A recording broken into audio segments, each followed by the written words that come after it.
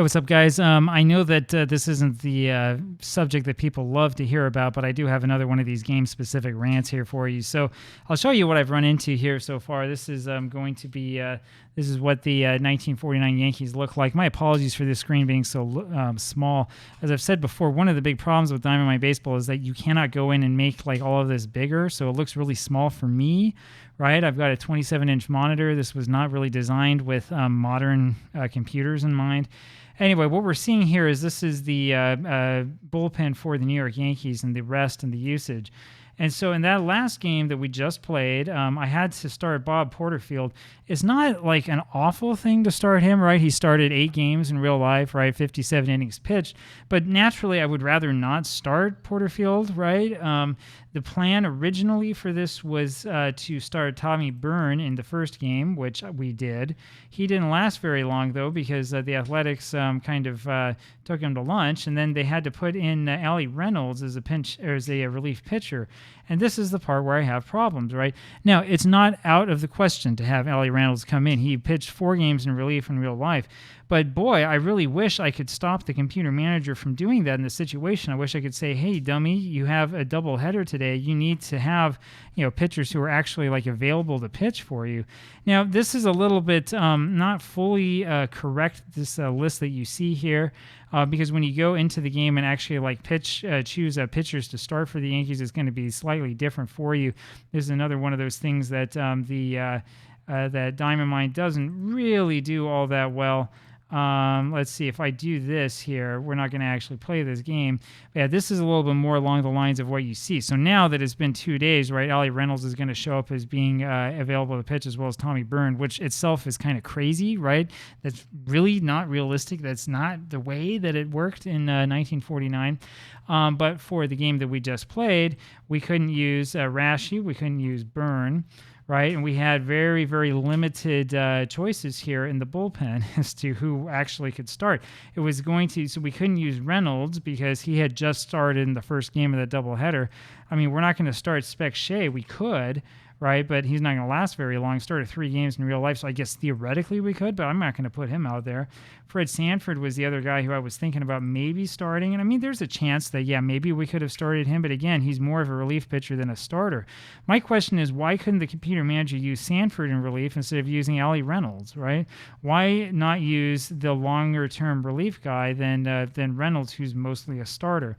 Now, we can argue again about like the realism and, would this really have happened or would this not, right?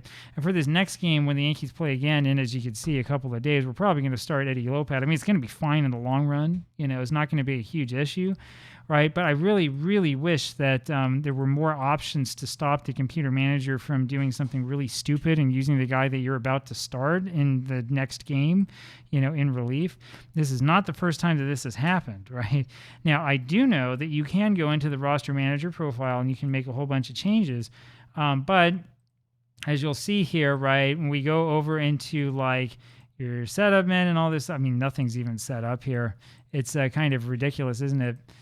So there's no real pitching setup at all. I haven't been using I haven't used the computer manager to set these up automatically or anything like that. What I've done is I've taken this straight from what the default game has, right? And that's the only thing that I've done. You could look into managerial tendencies, but again, just as we've gone over this before, this doesn't really tell you much, right?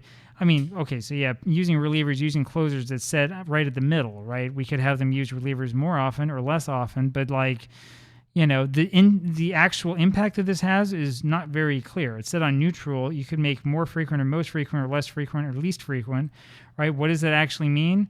I mean, I don't know. It's all relative, right? It's relative to how things are set up, right? And it's relative to how the game plays if you go through and play a whole bunch of seasons, automatically and how you want it to be. I mean, it's really, really not easy to figure out exactly how this is. We'll go over here and look at Allie Reynolds, and there's nothing in here about how he is played. There's no tendencies, so they just use the corresponding managerial tendency, right? I mean, the thing about this is that it's so I don't know, it's so undefined that it's very, very difficult for me to understand what exactly is going to happen if I go to make any change in the manager profile, what it's going to mean. And so as a result, I'm kind of stuck using having the computer manager do whatever it was originally designed to do, and just sort of hoping that, oh, well, maybe it will make the right decision, or will make the natural decision, or something like that, right?